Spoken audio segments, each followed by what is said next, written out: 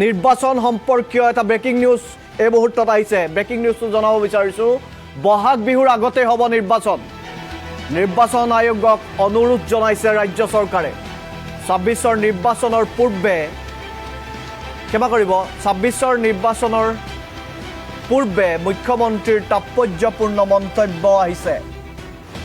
ৰাজ্য চৰকাৰে অনুৰোধ জনাইছে যে নিৰ্বাচনৰ